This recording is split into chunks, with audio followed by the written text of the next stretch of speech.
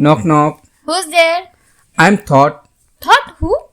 My existence is from your past and your future will be from my present.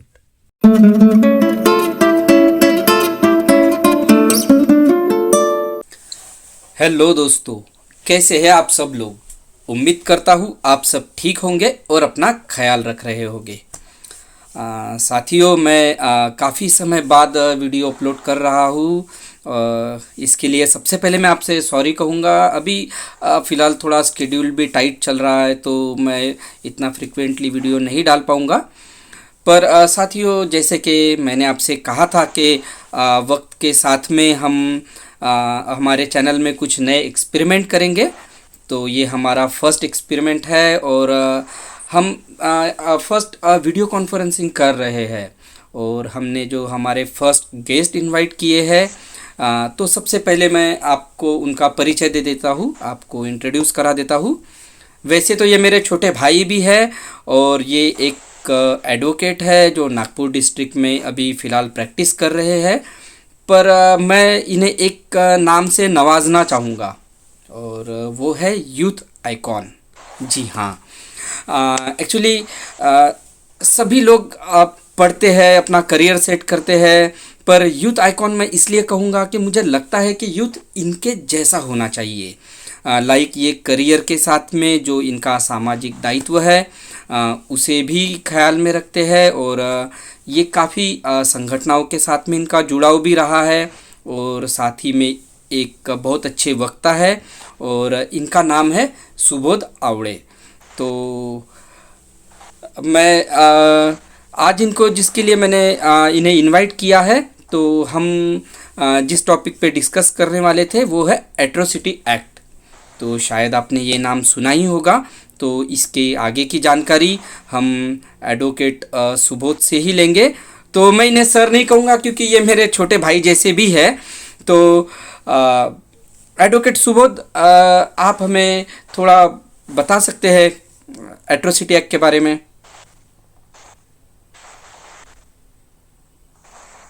जी। सबसे पहले तो आपके सभी दर्शकों को मेरी ओर से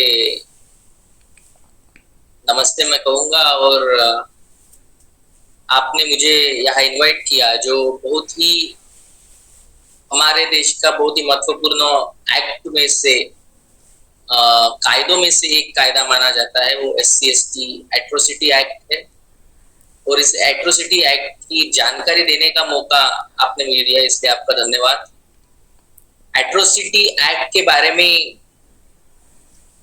जो बात मैं शुरू करूंगा वो उसके लिए मुझे भारतीय इतिहास में जाना पड़ेगा, जो कि आप भी जानते हैं और बहुत सारे लोग जो जानते हैं। एट्रोसिटी एक्ट जो आता है वो भारतीय इतिहास जो रहा है, इस देश में जो सामाजिक व्यवस्था थी, जो किसी क्लास के लोगों को सालों से ऑप्रेस करती थी, दबाती थी, कास्ट के बेस पे, कभी समाज के बेस पे। तो उन लोगों को एक सिक्योरिटी देने का काम ये SC/ST एक्ट करता है और ये 1989 में ये एक्ट लागू हुआ था। और इस एक्ट के तहत जो भी ऑप्रेस क्लास के लोग SC/ST जो माने जाते हैं हमारे देश में, उनको एक सिक्योरिटी प्रोवाइड करने का ऑब्जेक्ट लेके एक्ट आया है। और जो भी यहाँ पे डोमिनेंट क्लास के लोग हैं, जो उच्च वर्णीय माने जाते हैं, उनको जो भी अत्याचार यहाँ के SC/ST ऑफिसर को करते हैं, उनको प्रोटेक्ट करने के लिए, डोमिनेंट क्लास के लोगों से प्रोटेक्ट करने के लिए एक एक्ट लाया गया था। और ये एक्ट जो हमारे देश में 11 सितंबर 1989 में लागू हुआ और इस एक्ट राजीव गांधी के जमाने में यह एक्ट लागू हो गया है। और इस एक्ट में जो भी जाति आधारित भेदभाव होता है, जैसे कि इसमें कुछ श्रेणियां डाली गई है जिसके आधार पर वो ऑफेंस माना जाएगा SC/ST लोगों के लिए। जैसे कि लोगों को अपमानित करना, जैसे कि हम देखते हैं कई कई जबरन उनको मूल मंत्र मूल मल जो रहता है, मूत्र जो रहते हैं, वो जबरन लोग पिलाते हैं अपर कास्ट के लोग, या उनका सामाजिक बहिष्कार करते हैं, उनके साथ कारोबार न करना, ये भी एक ऑफेंस हो सकता ओके। है। जैसे कि कई जगह हम देखते हैं आज भी SC ST के नाम पर, बीच में एक पेपर में मैंने एक न्यूज भी सुनी थी कि SC ST के होने के कारण उनको जॉब ना मिली। It is also atrocity offence. और लोगों पर कालिक पोतना, उसको नग्न करके उनको घुमाना, ये भी ऑफेंस माना गया है। साथ में SC ST समुदाय के जो भी जमीनें हैं, वो जमीनों को जबरन अपने नाम पर कर लेना, उनको जबरन ट्रेसपास करना, ये भी इस एक्ट के द्वारा कवर किया गया है। बंधुआ मजदूरी करवाना और किसी खास व्यक्ति को वोट करने के लिए मजबूर करना, that is also covered in SC ST act. साथ ही में खुद की जमीन को छोड़ने को मजबूर करना, ओके। और ऐसे तरह के विशेष तौर के बहुत से अपराध इस एक्ट में दिए गए हैं, जो SC ST लोगों को, जो डोमिनेंट कास्ट होती है हमारे देश की, उनसे प्रोटेक्ट करता है। ऐसे बहुत से ऑफेंस ये यहाँ पे कवर किए हैं। साथ में इस एक्ट में एक स्पेशल कोर्ट का भी प्रावधान है, जिससे आप नॉर्मल कोर्ट होती है और एक स्पेशल कोर्ट होता है, उसमें स्पेशल कोर्ट का दर्जे में ही ये ऑफेंस जो ट्रायल चलती है वहां चलाए जाएंगे।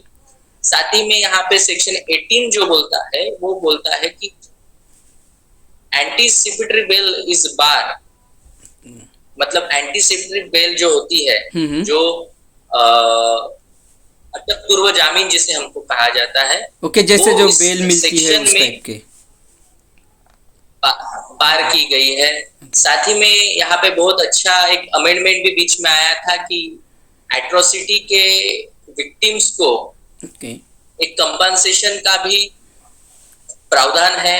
ओके। साथ ही में एट्रोसिटी में जो विटनेस बनते हैं उनको भी कंपनसेशन दिया जा सकता है।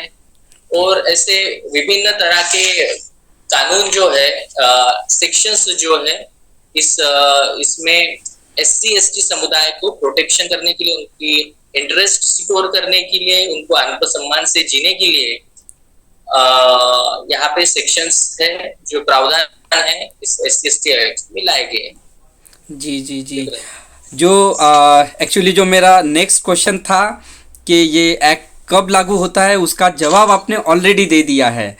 तो मैं आपसे फिर भी जानना चाहूँगा कि ये एक्ट लागू होने के बाद में लाइक कुछ हमें समाज में परिवर्तन देखने मिला है। एक्ट लागू होने के बाद में क्या क्या परिवर्तन हुआ है कि हमें सच में इसका कुछ फ़ायदा हुआ है? एट्रोसिटी में बदलाव, एट्रोसिटी की वजह से समाज में क्या बदलाव आया है जी। और एट्रोसिटी Exactly. में चेंजेस क्या क्या हुए हैं, इस सवाल का जवाब मैं कॉन्स्टिट्यूशन जब से हमारे देश में लागू हुआ जी। उसमें article 17 abolishment of the untouchability का आर्टिकल जो डाला गया है, ये सबसे पहले अनटचेबिलिटी को विरोध करता है, अनटचेबिलिटी के विरोध में होता है। ओके। वो वहां से इसकी हिस्ट्री में मेरे हिसाब से मैं वहां से उनकी कैलकुलेशन करता हूँ। ओके। जैसे फिर 1955 में सिविल राइट एक्ट जो आया, वो भी एक एट्रोसिटी के पहले का थोड़ा उस ऑपरेस क्लास को प्रोटेक्शन देने के लिए वो एक्ट बना गया था जी। पर उसमें कुछ लूप होल्स और लैकुना होने के वजह से, और उसमें कंटिन्यूअस ग्रीवेंसेस बढ़ रही थी उसके कारण, इसके वजह से 1989 को SC ST एक्ट में लागू किया गया। तो उसके बाद में उसमें समय के तौर पर समय जैसे बदलता है, नेचर ऑफ ऑफेंसेस बदलते हैं, तो उसके तौर पर यहाँ पे समय समय पे अमेंडमेंट किए गए और यहाँ पे 2015 में भी मौलिक बदल किए गए, उनमें भी कुछ 2015 में कुछ ऑफेंसेस ऐड किए गए, जैसे जैसे पढ़ो SC ST OBC के घर में गार्बेजेस डालना या या आपके वर्क ऑफ प्लेस में आपसे कुछ दुर्व्यवहार होता है SC ST OBC से, ऐसे कुछ प्रावधान और डाले गए। फिर 2018 में एक केस आया था कि सुभाष काशीनाथ महाजन वर्सेस स्टेट ऑफ महाराष्ट्र। उस केस में जो भी प्रावधान है, जो भी स्ट्रिंजेंट लॉ बनाए गए थे, उसको कहीं ना कहीं लूज करने की कोशिश की थी। आपने भी देखा होगा कि उस वजह से बहुत से आंदोलन यहाँ पे खड़े हो गए थे। जी, 2018 में 18 की बात है, उसमें ये कहा गया था कि जो सेक्शन 18 है, जो सेक्शन 18 एंटीसिपेटरी बेल एक्यूज को डिनाय करता है, तो उसको सुप्रीम कोर्ट ने कहा था कि इट इज नॉट एब्सोल्युटली बार। मतलब वहां से एब्सोल्युटली बार नहीं है, मतलब वो एंटीसिपेटरी बेल में भी उसको थोड़ी ढील दी गई थी। उसके बाद पब्लिक सर्वेंट जो रहेंगे, उसके अरेस्ट करने के लिए आपको अपॉइंटिंग अथॉरिटी जो उनकी रहेगी, उनसे अप्रूवल लेना होगा पहले। और एक चेंज और भी किया था कि जो नॉन पब्लिक सर्वेंट है, उनको अरेस्ट करने के लिए आपको senior superintendent of the police SSP से भी परमिशन लेनी पड़ेगी। और जिसके ऐसे कानून को ढीला करने की कोशिश भी इसमें की गई। जी, एग्जैक्टली कानून तो ढीला हो ही जाएगा। इसके बाद यूनियन ऑफ इंडिया ने इसको अपील करके वो फैसला पलट दिया था। और आंदोलन का जो ये होता है, दबाव होता है, आंदोलन से क्या निर्माण होता है, तो आंदोलन से एक बदलाव होता है। इस आंदोलन की हमारे लोगों ने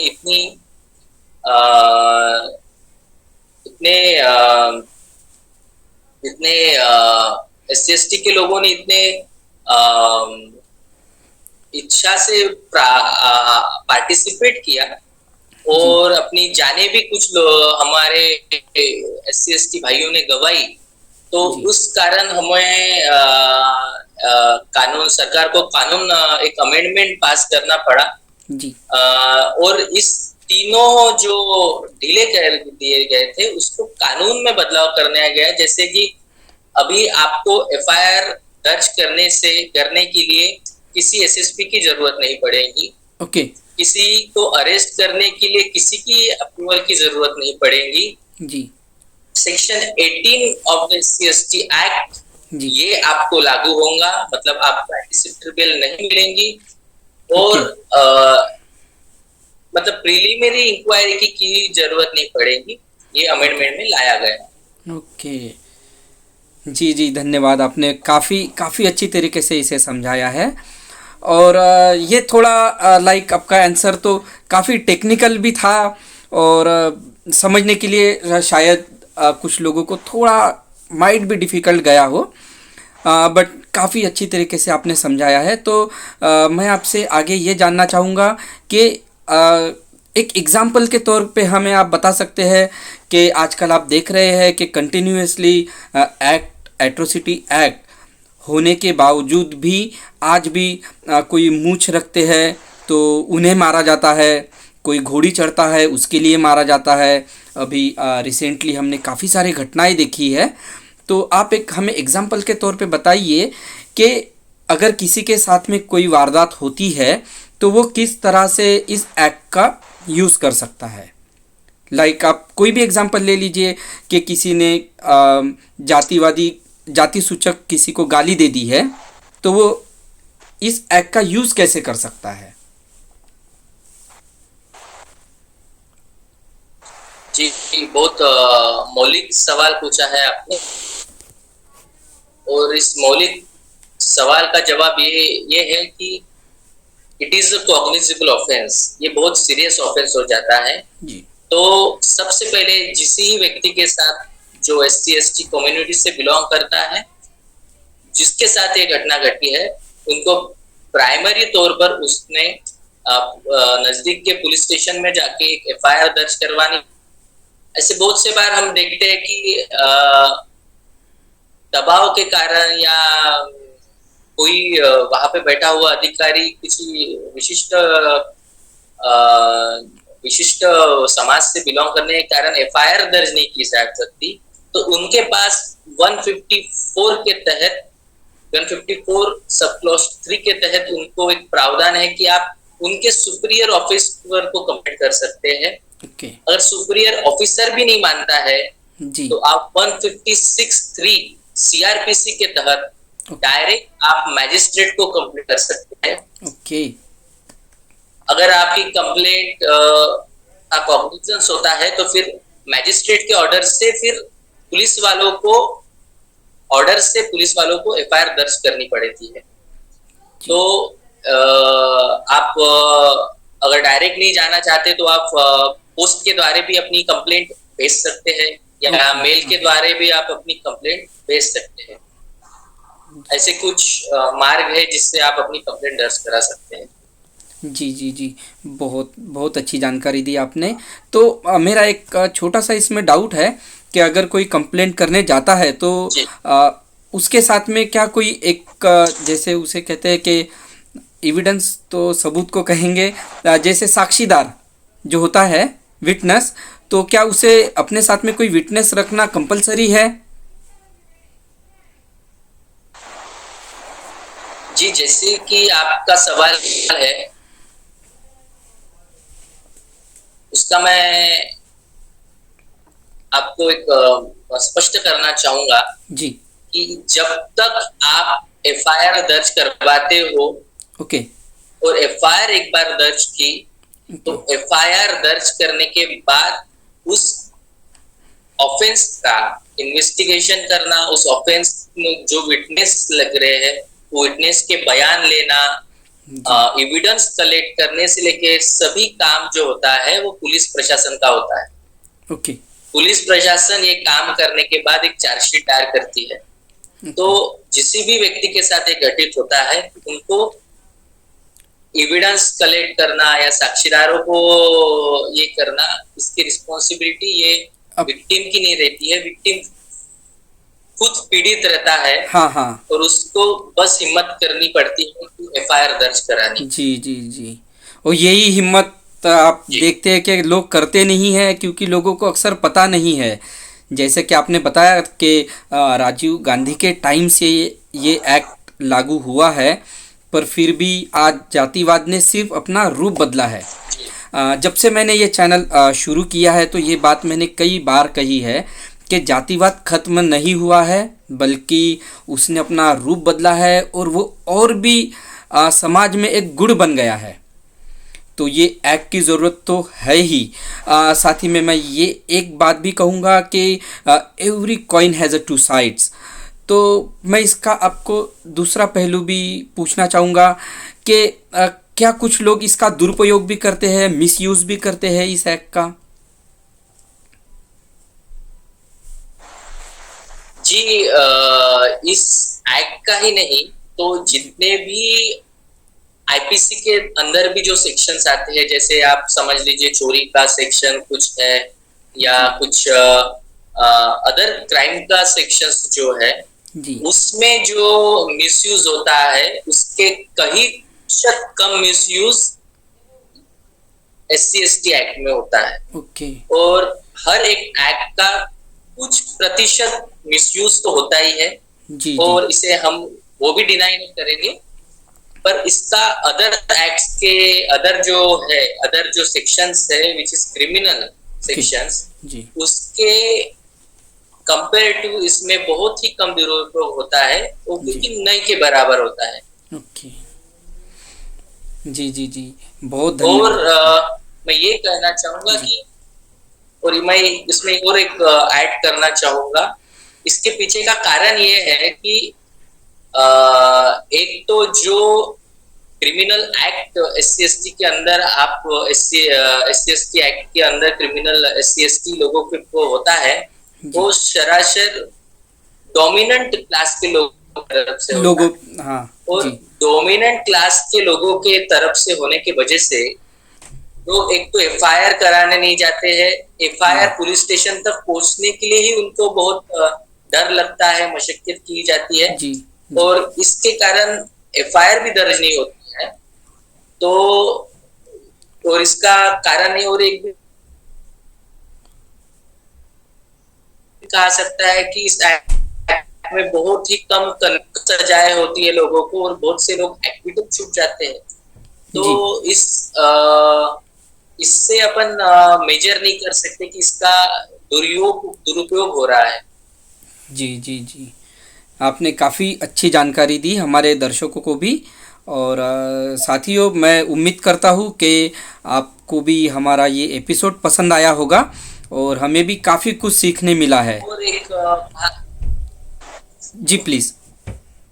2 मिनट जी। इसके और मैं ऐड करना चाहूंगा कि आज जो देश में परिस्थिति है, उस परिस्थिति में हर रोज 15 मिनट में हर एक दलित के साथ क्राइम हो रहा है। एग्जैक्टली। साथ ही में लगभग 6 वुमन का एवरीडे रेप होता है। जी। और इसमें इसमें एकदम सिक्योरिटी तो दी है, पर पुलिस प्रशासन और हमारी कुछ न्याय व्यवस्था में कहा थोड़ी बहुत गड़बड़ियां होने के कारण, जी। As a ji. लॉयर मुझे ये कहना नहीं चाहिए, पर मुझे डरना भी नहीं चाहिए कहते हुए जी। कि ये कायदे जो है वो लागू प्रॉपर तरीके से नहीं हो रहे हैं। नहीं होते इसलिए हैं। एक कारण बना है। और एनसीआरबी का ये रिपोर्ट है कि आखिरी 10 सालों में परसेंट क्राइम जो दलितों के ऊपर है वो बढ़ गया है। जी। जैसे आपको उदाहरण के तौर पर अगर मैं समझाऊंगा तो एक नितिन आगे का केस 2014 का था। ओके। वो एक 10वीं का बच्चा है। 10वीं का बच्चा एक अपर कास्ट लड़की के साथ थोड़ा उसके साथ प्रेम प्रकरण होता है। ओके।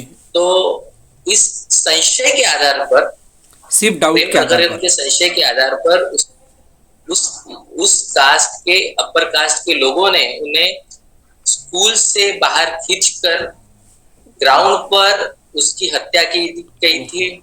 और उसमें विटनेस, वो स्कूल के टीचर भी उसमें विटनेस थे, प्यून भी विटनेस थे, अरे बाप। कुछ अन्य लोग भी विटनेस थे। तो उन लोगों ने पहले हमारे अपने बयान में तो जो देखा वो कहा, पर कोर्ट में वो लोग फितूर हो गए, अच्छा। हॉस्टाइल हो गए। पलट इसके गए। कारण वो ऐसे कई मामले हैं जो दब जाते हैं, जो विटनेस जो है अपने कोर्ट में बयान कुछ अलग दे जाते हैं, बदल जाते हैं। वैसे ही एक तमिलनाडु में 1968 में एक लैंडलॉर्ड ने ओके। लैंडलॉर्ड ने 40 लेबर को जिंदा जलाया था। उसमें कोर्ट ने ऐसी टिप्पणी दी थी जो शायद शर्मनाक है। उस टिप्पणी में उन्होंने कहा था कि all landlord is a respectable person and some of own car. मतलब सभी लोग जो है, और इस केस को मद्रास हाईकोर्ट ने रिहा कर दिया था इस इन एक्यूज्ड को जो अपर कास्ट थे, जो अपर कास्ट थे। ये कह के कि ये सब पर्सन है और इनके पास खुद की कार है तो ये एक क्राइम नहीं कर सकते। ये बहुत ही हास्यास्पद टिप्पणी है। वैसे एक 1992 में भौरिल बनवारी देवी रेप केस हुआ था। तो जी। बनवारी देवी थी, उनपे रेप किया था कुछ अपर कास्ट गुज्जर लोगों ने। जी। तो उनपे भी विशेष कोर्ट की ऐसी टिप्पणी आई थी। ये राजस्थान का केस था जी। कि और इस केस को ये टिप्पणी देके इस कोर्ट ने खारिज किया कि हायर कास्ट गुर्जर कुड जी। Not be rape on a lower caste woman. Woman. आहो। जो हायर कास्ट होते हैं वो लोअर कास्ट की वुमन से करी, और ये कह के इस केस को डिसमिस कर दिया गया था। ऐसे कितने उदाहरण है। कितने कभी कितने अगली बार उदाहरण हैं। अगर वक्त मिले तो जी। जी। हम फिर जी। से डिस्कस करेंगे, जो कि खूब ही निंदनीय है। और इस एक्ट को अगर प्रॉपरली लागू किया जाए प्रशासन के द्वारा, पुलिस प्रशासन के द्वारा, और सरकारी अभियोक्ता जो होते हैं, जो विक्टिम को जी रिप्रेजेंट करते हैं कोर्ट में, उनके द्वारा अगर प्रॉपरली केस चलाया जाए तो इन SC/ST एक्ट का जरूर हमारे SC/ST भाई जो नीचे तबके से आते हैं जी उनको जरूर फायदा पहुंच सकता है, उनको फायदा हो सकता है। जी जी जी, मैं भी इसमें एक बात ऐड करना चाहूँगा कि सच में और इसमें एक बहुत बड़ा दोष मीडिया का भी है। मीडिया अक्सर ऐसे जो न्यूज़ होती है इसको हाइड करती है, और मान लीजिए कि कभी प्रेशर में अगर ये न्यूज़ आती भी है तो मीडिया कोशिश करती है कि इसको कवर करे, या फिर कोई ऐसी न्यूज़ चला दे कि लोगों का ध्यान इस न्यूज़ से हट जाए। तो इसके लिए ऐसी न्यूज़ भी हमें सुनने नहीं मिलती है, पर ऐसी वारदातें होती ही रहती है। और एक मैं थोड़ा आउट ऑफ द टॉपिक बात करना चाहूँगा कि आप देख सकते हैं कि पहले खैर लांजी हत्याकांड हुआ, या फिर खैर लांजी के भी पहले निर्भया हत्याकांड हुआ। तो शायद मैं गलत नहीं हूँ, तो आपने देखा कि निर्भया हत्याकांड में जब हुआ तो अच्छा, निर्भया बाद में हुआ। जी जी, पर जब आप देखिए कि दो दो केस को मैं यहाँ पे कंपेयर करना चाहूँगा कि एक निर्भया हत्याकांड एक हुआ है और एक खैर लांजी हत्याकांड हुआ है। सॉरी, थोड़ा नेटवर्क इशू हो गया था शायद। तो मैं यही कहने जा रहा था कि ये दोनों भी जघन्य अपराध है, और मैं अपने चैनल की ओर से दोनों भी घटनाओं की कड़ी निंदा करता हूँ। पर सुबोध जी, आपने ये बात नोटिस की होगी कि जो मीडिया ने किस तरह यहाँ पे डिस्क्रिमिनेशन किया है।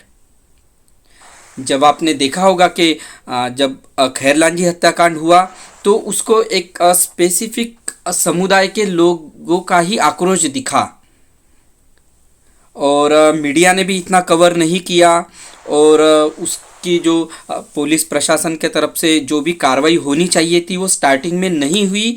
पर जब कुछ एक स्पेसिफिक जो समुदाय था उनका आक्रोश बढ़ा, आंदोलन हुआ, फिर जो उसका इम्पैक्ट हुआ उसके बाद में कार्रवाई तेज़ हुई। पर यही आप निर्भया के कांड में अगर देखेंगे, निर्भया के हत्याकांड में अगर आप देखेंगे तो वहाँ पे सभी लोगों ने आक्रोश दर्ज किया, या और सभी कैंडल्स लेके रास्ते पे उतरे, हर सोसाइटी के लोग उतरे, हमने भी आक्रोश अपना दर्ज किया उसमें। पर ये डिस्क्रिमिनेशन क्यों है? आज भी है। हत्या तो हत्या है, तो इसमें तो हम डिस्क्रिमिनेशन नहीं कर सकते कि ये इस जाति में हुआ है या उस जाति में हुआ है।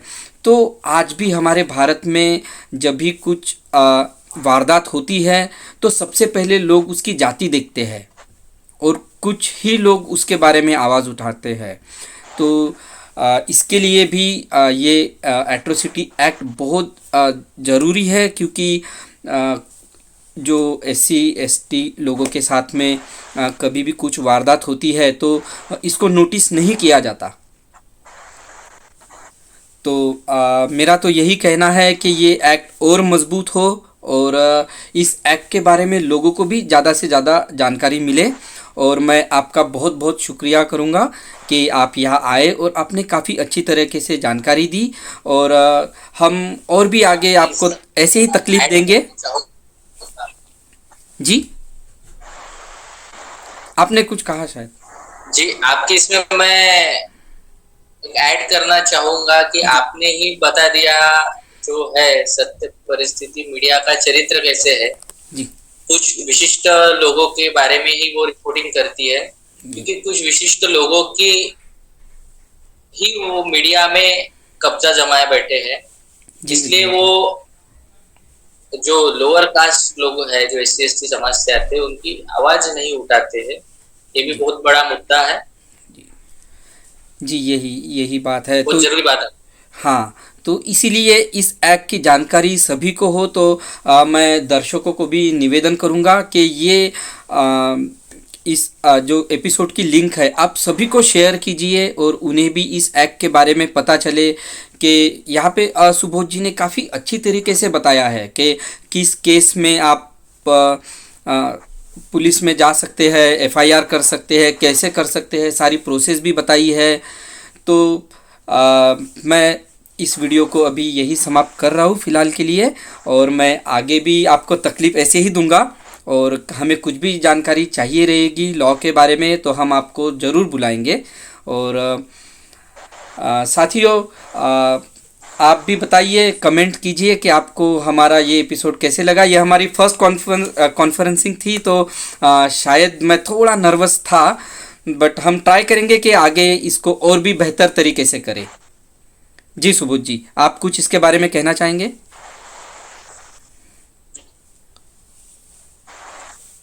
जी धन्यवाद। और आपने बहुत ही जरूरी मुद्दे को आपके द्वारा लोगों के अवेयरनेस पहुंचाने में काम किया है, इसके लिए आपका धन्यवाद। और आपने मुझे बुलाया, आपका भी मैं आभारी मानता हूँ। जी, और जरूर अगली बार कोई भी लीगल समस्याएं आती है या लीगल जानकारी दी चाहिए तो मेरे तरफ से मैं वो मुझे जो जानकारी है वो आपके दर्शकों को देने की जरूर कोशिश करूंगा। जी, धन्यवाद। जी। साथियों, एक और अनाउंसमेंट मैं यहाँ करने जा रहा हूँ।